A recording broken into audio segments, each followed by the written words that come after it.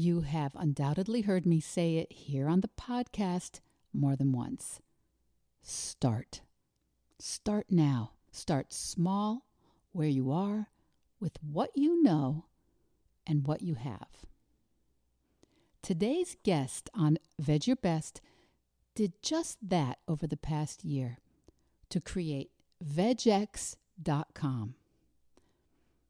Today you'll hear my conversation with Stephanie Mathers. Stephanie's an educator, a blogger, grant writer, and an animal advocate. Vegan since 2012, Stephanie started VedgeX last year in 2020 with her partner Drew as a way of demonstrating that adventures can be done with compassion. Stephanie Mathers will tell us how developing VedgeX.com has given her the opportunity to visit and spotlight animal sanctuaries across the country and amplify the amazing work those sanctuaries are doing. Stephanie says that she and Drew are two vegan explorers on a quest to experience as much as possible of this beautiful world and to share through VedgeX.com cruelty-free adventures that benefit not only their own lives, but the lives of other beings as well. I hope you will get a little bit inspired today. Inspired by Stephanie's energy, intelligence, and her passion to build something this past year that reflects her particular abilities and interests. And while you're listening, think about how right now there may be a blank space in the universe waiting for your unique skill set to fill it. Okay, let's listen to the creator of VedgeX.com.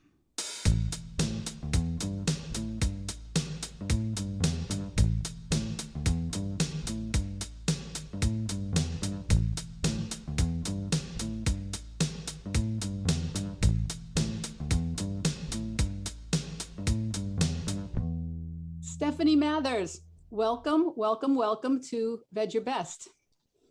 Thanks, Michelle. Great to be here.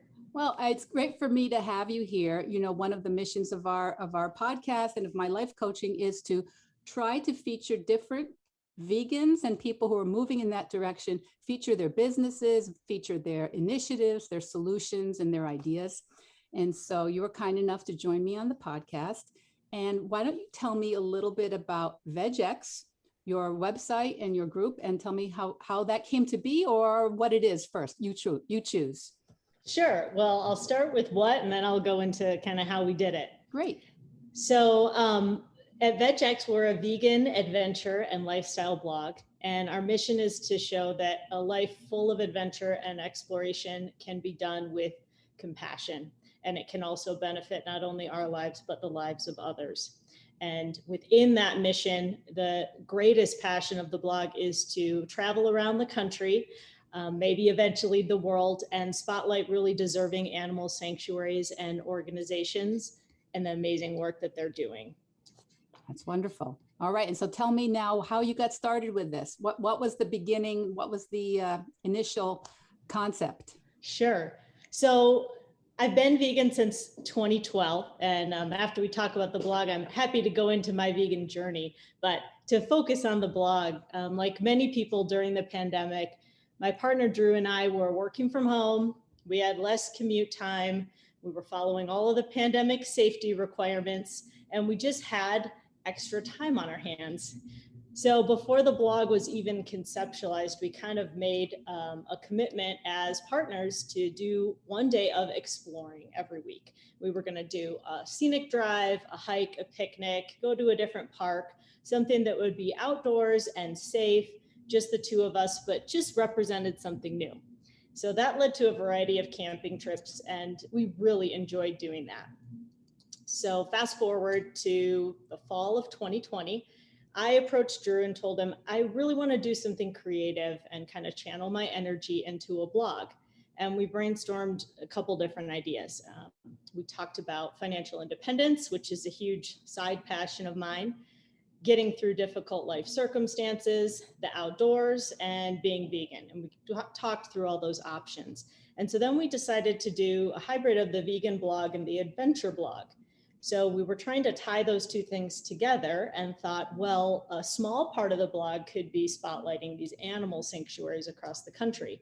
And that ended up becoming a major focus of what we did and one of the most popular things that we've done on the blog. So that kind of took over the focus, but that's how we came up with the idea. And he is created the whole website. He is a tech person, so he does all of the stuff on the website and the design, and then I do the writing and photography and promotions of the blog. That's great. So you're one of the people that put the pandemic to very good use.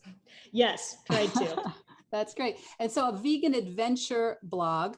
So sanctuaries were your first kind of subject matter for it? The sanctuaries was just an idea of, hey, how can we tie veganism to adventure? Well, we can travel to the sanctuaries, but then, you know, adventure is so much more than just one thing. So there's, where do you eat? What do you eat? Where do you stay? And the gear, and all of those things can be done in a compassionate way. You know, you don't have to have leather hiking boots. There's other awesome options. There are vegan backpacking food companies. It's just basically about taking the idea of adventure and showing how you can do it with a vegan spin. I think even just 5 years ago, there was kind of a stereotypical idea of what is a vegan, and that's just been broken wide open as becoming vegan has become more and more popular and mainstream. So I think we're trying to change that idea of, you know, camping's only for hunters, or, you know, you can only go on adventures if you have this certain type of animal products with you. Anybody can do it, and being vegan has a lot of different faces to it. Well, that's wonderful. I agree. I think one of the reasons I am a public vegan is because I think I, in some ways, am not your typical vegan. I'm older. I'm kind of a former soccer mom, and now I'm kind of a soccer grandmom. So yeah, we don't all have to have dreadlocks and live in a squat somewhere. So no, I think that's great. And I do love that your blog is beautiful. Your website's beautiful. Lots of beautiful color, arranged very nicely. And I see that you have the tags for people who are interested in coming at it with one particular emphasis, say whether it's travel or whether it's food and recipes and hiking. I think that's great. That's wonderful. So so tell me, you said you became a vegan in what, 2012? Yeah, it's always hard to stay where it started, right? Yeah, sure. I've always loved animals. I actually always wanted a dog as a little kid. I even made a whole play where me and my brothers and sister got together and wrote this play about how we wanted a dog, and it ended asking my mom for a dog, and of course she said no, and everybody cried. My parents were totally anti-pet, so I think one of the most important events was actually when I was 21. I adopted my first cat, Shakespeare. And that was when I got to experience just the bond that a person can have with an animal and their personalities. So back then I still ate meat, but I really kind of think adopting Shakes was one of the first things that started the ball rolling. The first time I tried going vegan, it was actually in 2008. I watched a documentary called Food Inc. And back then there were not many vegan options, but I watched this documentary and I was going to do it. My cooking repertoire was the standard American diet. So I went to the one place where I thought I had seen vegan substitutes before, in the side of the produce section of my local grocery store, where, you know, they have wonton wrappers and tofu and then some super processed vegan meats back then. And I bought up all the options and tried to cook the exact same stuff that I cooked as a meat eater, but with the replacements, and it was totally disgusting. So that didn't last. I abandoned it. And then I got into community supported agriculture, which is where you pay for a farm share and get a local box of whatever's in season. And so you basically have to learn to cook with whatever you're given from the farm share.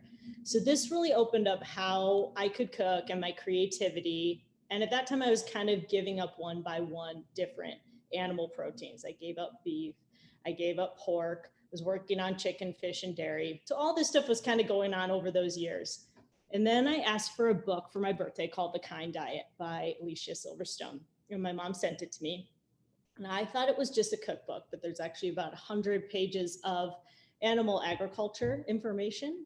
And I read it, and just the way she phrases it, the way Alicia writes it, she's not pushy, but she just kind of lays out the whys of being vegan. So I read that book summer of 2012 and decided to go vegan for 30 days. I loved the way I felt, and that's when I really made the commitment and never looked back. But like so many people, it was a process. There was at least one false start in there, and I think that's totally okay, and people need to know that. Yeah, I agree with you. And I'm glad you said that, because that is part of the whole. There are people who go vegan overnight, and that's awesome. But I think too many of us, or too many of the people who aren't vegan, think that that's how it should be, or how it is if you are someone who can go vegan. That if you have trouble, that it means, well, it's probably not going to work for you. So I think that's super, super great that you say that. Most of the people I know that are the most comfortable in their veganism did take a few steps to get there. Yeah. That's great. That's great. And so in the meantime, so there's a long spread between when you become a vegan and when you begin VegX. So you had a normal life before you became a professional vegan? Yes. And I still am actually in education, the education industry. VegX is a passion project right now, and we're just building it, like you say in a lot of your coaching, start right now, start doing something every day. And I definitely, that's the way I've approached the blog. So when I became vegan, I did start to do a lot with animal sanctuaries, just on a personal level. I started doing some volunteering, some grant writing, and got to know several sanctuaries in the area, and then a few people who went on to make sanctuaries in other states. But just have always kind of had my foot in that community and been really drawn to it. And so there was a lot to draw from when we started the blog. It wasn't starting from scratch or anything like that. There were a lot of connections that had already been made over the years. I see. And so what was your first animal sanctuary that you were involved with? How did that proceed for you? Well, when I went vegan, I knew that it was going to be hard. I mean, even though I had all the whys, I think most people, that because you're doing something that, especially 10 years ago, was so different from what the mainstream is doing. So you get questioned on it a lot. You're going to doubt yourself, or there's going to be times when you go to a restaurant and there's only fries. So it's really important to refresh yourself on the whys as much as possible. So I knew I was going to need that, just knowing my personality. So I reached out to what was called Ching Farm Sanctuary, which is one of the most well-known sanctuaries in our area. It has since changed directors, and it's now called the Clementine Ranch. But because I was in education, I had summer availability, and I started volunteering one day a week, just filling up waters and scooping out manure and all the things that sanctuaries really need done, and really loved it. And it gave me the chance to interact with more types of animals. And where are you located? Tell us where you're located and where the sanctuary is. So we're based out of Utah. We are just north of Salt Lake, and Clementine Ranch is in Harriman, Utah, which is about 20 minutes south of Salt Lake. Okay. But some of the sanctuaries you have visited are quite far afield, right? Yes, we have so far been to 8 sanctuaries, with a couple more scheduled out. We're pretty much scheduled out for 2020 or 2021, which is fantastic. We were not comfortable flying. We're just starting to get to the point where we would be comfortable getting on an airplane. So all of the sanctuaries that we've done so far, we have driven to. So we've done some in Utah, California, and Nevada. And then we have some Arizonas scheduled out later in this year. And hopefully we'll be able to branch out even further when we can feel great getting on a plane, which we're almost there. So for our audience, what is wonderful about visiting a sanctuary? And if you want to, how do you go about visiting a sanctuary? Great question. So there are so many reasons to visit a sanctuary. There's the service reason, because a lot of times you might be going for a volunteer day, a group project, and you're able to provide a much needed service. One sanctuary that I went to, not for VegX, but we were building a chicken coop. And I had no experience in that, but I can use a staple gun. So was totally successful. So if you're into service, it's a great way to give back to something that you care about. The connections with the animals. So for me, it is about animals. I definitely think animals have personalities and souls and all that good stuff. So I really value the interaction with animals. And some sanctuaries will have you do more interaction than others. It is really important to point out that no sanctuary is a petting zoo, and they have different animals who've been through traumas. So, often certain animals you will not be allowed to interact with, and some you will be allowed to, just depending on the personalities of the animals. And then also learning and getting information is another reason why you want to visit sanctuaries. And this is something where my world has been blown open because of the different types of sanctuaries we've been to. When people start thinking, okay, you're going to go visit sanctuaries, so you'll see cows, pigs, and goats, or whatever the perception might be. But one of the sanctuaries we profiled, Safe Haven Wildlife Sanctuary, rescues literally lions, tigers, and bears from the animal entertainment industry. So you're learning all about things I had no idea of. So, for example, white Siberian tigers, there's actually no such thing as a separate breed called a white Siberian tiger. There was one Siberian tiger back in the 50s found in the wild, and every single white tiger you see in the entertainment industry has been inbred down that one line. So as a result, they have cleft palate issues, spinal issues. Most of them cannot see. Things that just, I never would have learned that if I hadn't visited Safe Haven. And all the sanctuaries we've been to are totally different. There was a wild Mustang rescue. So I learned all about the plight of wild horses, especially in Utah. Those are just a couple examples, but just learning more and more information. I mean, once you get passionate about something like being vegan, I think you enjoy learning more about it. So I would say, service and the interaction with the animals and the knowledge would be the main reasons I would say. And in terms of how to go about, it totally depends on the sanctuary. So some sanctuaries will only allow visits to volunteers. And there's typically weekly volunteers, and then there would also be volunteers for one-time projects. Other sanctuaries have really robust tour programs. So Charlie's Acres in California, which we recently visited, anyone can go on and book a private tour for a required donation. They have people who their whole role at Charlie's Acres is to give these tours. And it was one of the most well-organized tours that we've been on.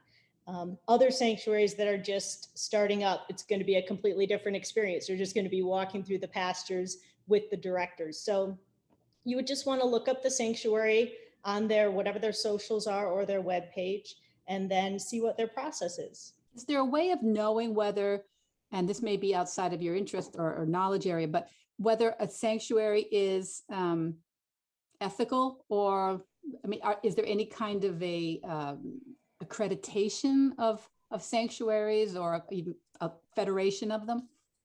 There are some accreditation groups. It really does depend on what type of sanctuary you're looking to visit. So the wildlife sanctuaries are going to have different accreditation programs than the more farm sanctuaries are. So one of the best groups is called the Global Federation of Animal Sanctuaries, and they have over 500 animal care standards depending on what animals you're dealing with. So for example, with big cats, you have to have an enclosure of at least 10,000 square feet. If it's a smaller animal, you can have a smaller enclosure. And they do visits, and it's a very rigorous vetting process. And that is one of the Safe Haven Wildlife Sanctuary that I mentioned is accredited by them. The biggest things you want to watch out for, one would be what we call in the vegan community roadside zoos. So anywhere where you're paying to hold baby animals, especially like things like bears and wolves and tigers and lions, this is a really big red flag. So typically they are making a profit, and what they're doing is conditioning the animals to humans to be held and snuggled and to want to approach humans. And then later, a lot of those animals, and this is a little bit disturbing for anybody who's listening and is a little bit sensitive, but then they use those animals in hunts, so people can pay to hunt those lions and tigers who've been conditioned to come up to humans, and they're very easily killed for trophies. So roadside petting zoos are what those are typically called, and you definitely want to watch out for that. Another thing to look for is simply, do they have their nonprofit status? Do they have their 501c3? That usually is a pretty good indication. It's not fail-safe.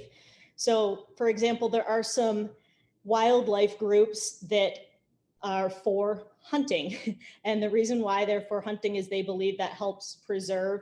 So that's something that typically vegans are not going to want to be associated with those particular nonprofits. So you do have to kind of do your research. PETA has a lot of information on their website about different nonprofits and things like that. The other thing I would say is there are private rescues out there that are very reputable. There was one that we visited, the Ritzy Rescue Rancher, and it's totally private in that they don't have a governing board of directors, but they're still, everything's above board. The animals have excellent care standards, and they're just in the process of getting that nonprofit designation. So just because they don't have a nonprofit doesn't mean they're not worthy of your interest or support, but that can be a good thing to look for.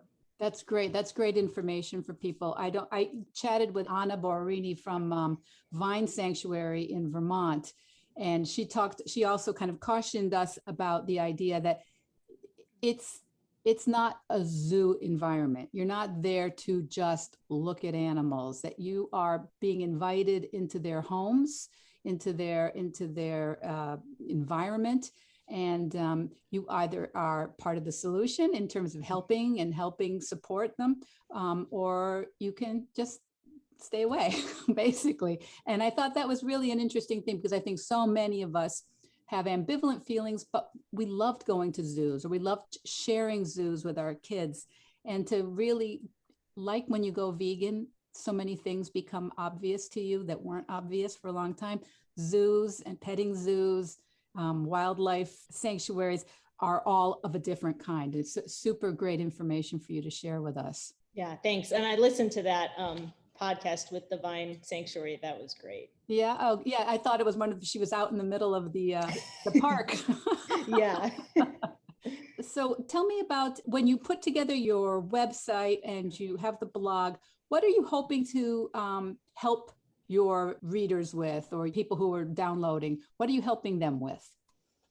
Well, there's a couple of things. We have a section on the blog called Vedge 101, which is just kind of if you found your way to the website because you're into camping, but then you're like, oh, well, I've always thought about becoming vegan. That section has things like our favorite books, cookbooks, things to think about when you're going vegan, that type of information, the whys of being vegan, documentaries. So we're hoping that that's just a really approachable resource for people who may not really have any goal in mind, but they're just curious. Alicia Silverstone talks a lot about flirting with veganism. She's like, if you think about when you're flirting, it's fun. There's no commitment. You know, it's just kind of here or there. And she talks about flirting with vegan foods or vegan documentaries. Like, you can just try a little bit here and there, have fun with it, and see where it goes. And then with the sanctuary part, our goal is really to amplify the voices of these sanctuaries, to get more people interested in them. And this was something that was talked about a little bit on Vine Sanctuary. But one thing a lot of people don't understand about social media is that there's an algorithm that goes with it. So if I post something on my personal Instagram, it's not going to go to everybody who follows me. It's going to go to 20% of my core followers, according to Instagram's computer program. So maybe my mom and my best friend back in Michigan, they're going to see it. Now, if they scroll past it, then that's not going to go out to anyone else. If they like it, if they share it, if they post it on their story, then all of a sudden it gets blasted out to all my followers. And if it's really, really popular, maybe even people who don't follow me. So one of the biggest things people can do to help these sanctuaries is to simply while you're in the middle of your scrolling anyway, find a couple of the sanctuaries or nonprofits that are related to animal welfare that you love and actually interact. Don't just scroll by, because when you just scroll by, it's called an impression. And then if you haven't done anything, it doesn't look like it's a popular post. So like it, share it, comment on it. Saving a post is actually really huge for the algorithm. And those things make it so we're not just doing it to like cute pig photos, but of course we all love cute pig photos. But if you like the cute pig photo and interact with it and the following grows, then when the sanctuary has to ask for donations for a new fence, more people are part of their network and will see the things that they're doing. So I think there are a lot of people who would love to help a sanctuary, whether it's buying them something off an Amazon wish list or just giving them $5 on a $5 Friday.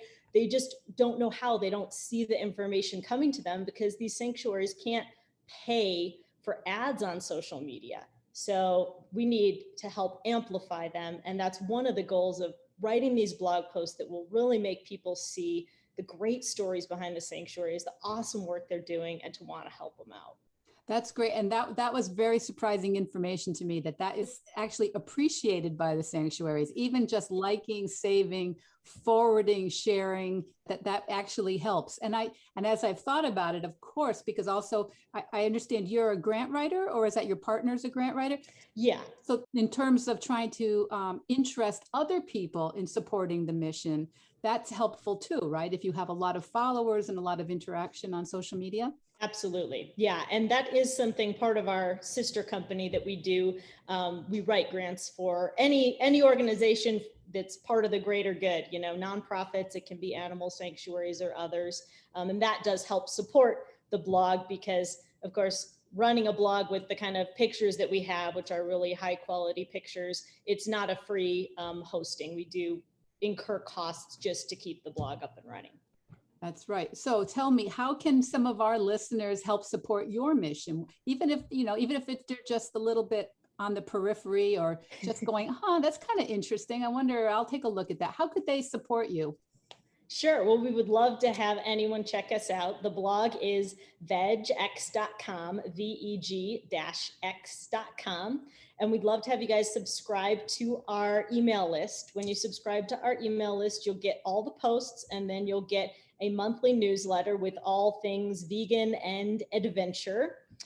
And we're on all of the social medias as well. So our username on all the socials is VegXblog, just VEGXBLOG.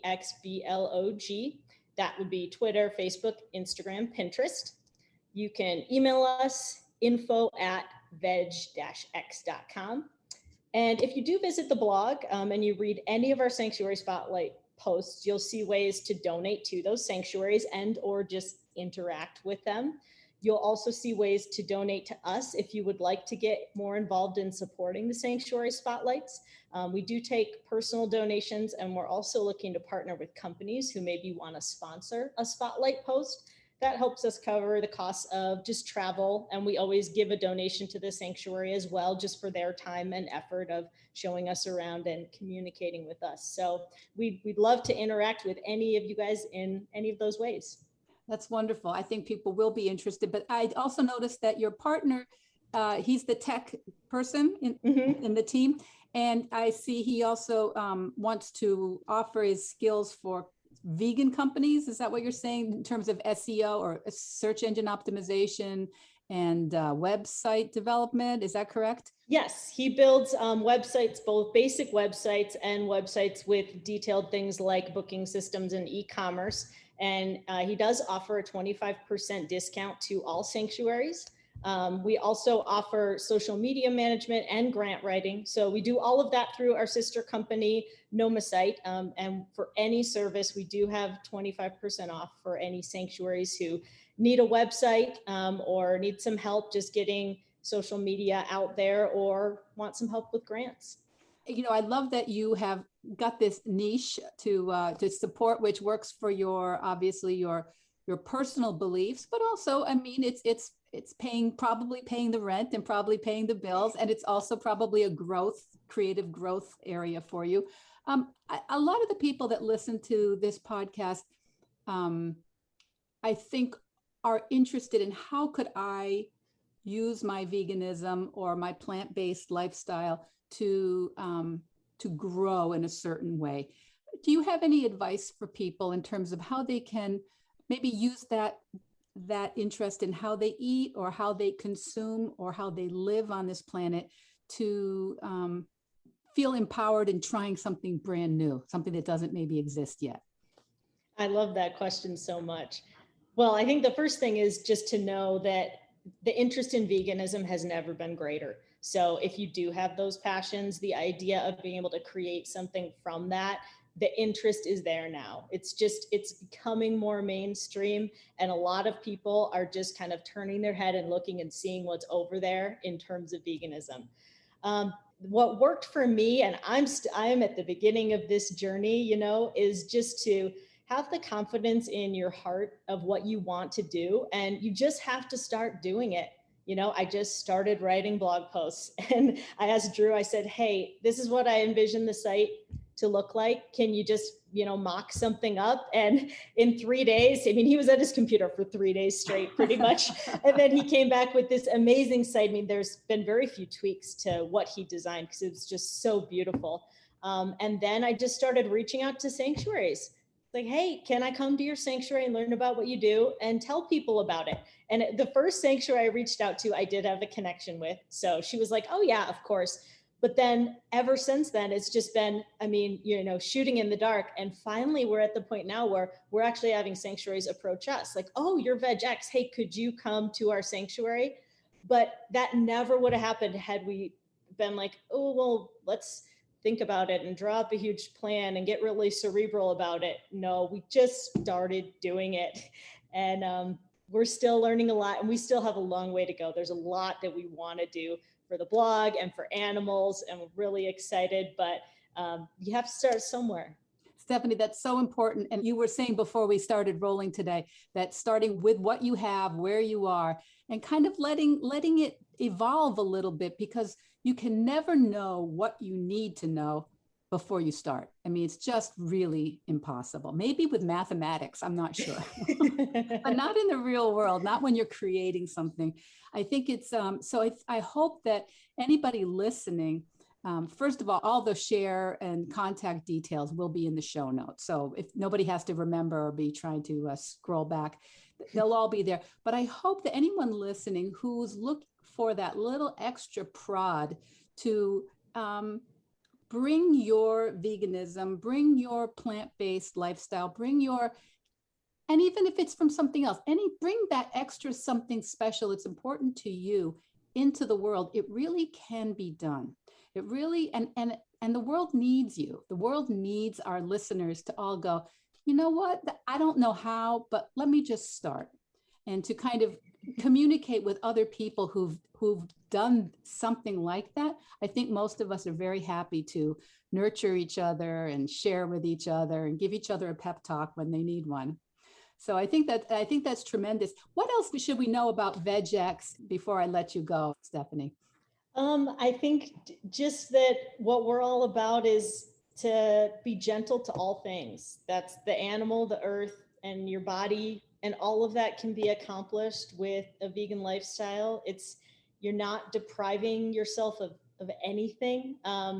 It's been so meaningful to us to be living this way and being able to work with sanctuaries. I'm so grateful to all the sanctuaries who have opened their doors to us. The only other thing I want to mention, which is kind of a fun thing that we've noticed, is of the 8 sanctuaries that we have visited and one we have scheduled, every single one is run or co-run by an extremely strong female. Now, I know that there are farm sanctuaries out there that are run by men, and this is nothing against those amazing men. But my naturopath that I work with has always said, the Western women will change the world, because we do have an element of privilege. In first world countries, we've been able to get educated. We've been able to have resources and become financially independent without men. But we also have that yin, that compassion, that nurturing. And it's something really unique that I've noticed with all these sanctuaries is in many cases, it's just awesome, passionate women using this as a way to change the world, not just for the animals that are there, but of anybody who will be inspired by them. That's beautiful. That's part of the mission here too, is to try to use the resources I have for this mission. I see that you're doing the same thing. And I think that's really interesting. I do think that women, mothers, grandmothers are in a really important situation. We have so much influence that some of us don't remember how much we have. There's people that want to be with us, that do look up to us, and that do listen in a different way, sometimes maybe, than to corporate women. So there's our kind of more, we come at it maybe more sideways. Yeah. All right. So Stephanie, give us the quick details again. So it's VegX, VEG-X.com. Yes. And any sanctuaries that you're looking to visit on the coast? Well, we have a lot more in California to go to. We recently did a trip where we were able to get to 2. And then we have Ziggy's Refuge, because I am friends with the directors there. They're in the Carolinas. They are on my radar. It's just whenever I can get on a plane. And then, every single state in this country has farm rescues. A lot of times people don't know about them, but small, emerging, or large. So if there are any sanctuary directors listening and you're interested in getting on our list, just reach out to me, info@vedge-x.com, and we'll be in contact so that we can schedule. We definitely want to work with sanctuaries who are eager to have us, so they always go to the top of the list. That's excellent. I hope there are a couple listening. I think at least one. Okay, Stephanie, thank you so much for sharing your mission. And I will make sure that everybody through the show notes can find you in all your different platforms. Thanks so much for having me. Thank you, Stephanie. So what did you think? What did you think of Stephanie? Today's interview with Stephanie Mathers is just one part of my mission here at Veg Your Best. My mission here to help people move towards a vegan lifestyle and to help vegans take on their next impossible goal. So through my coaching practice and through this podcast, the Veg Your Best method's designed to encourage all of us to create something, to build something, to initiate something that wasn't there before. And whether you are vegan or plant-based or just starting to lean into limiting the consumption of animal products, I believe that you have something special to create in a way that only you can create it. Listen, there are billions of dollars at work trying to get you, me, all of us to consume. I'm asking you, on behalf of all of us, to give some equal time to creating. Because I believe that when you start to opt out of the standard Western diet and you stop consuming animals unconsciously, you also start seeing the world a bit differently. You start to see things you just couldn't see before. It happened to me.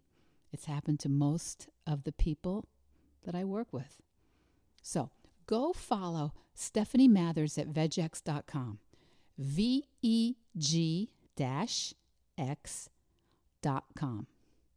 All the links to their social media are in the show notes. And if you know a vegan or plant-based creator who should be featured here on Veg Your Best, let me know. And in the meantime, remember, start.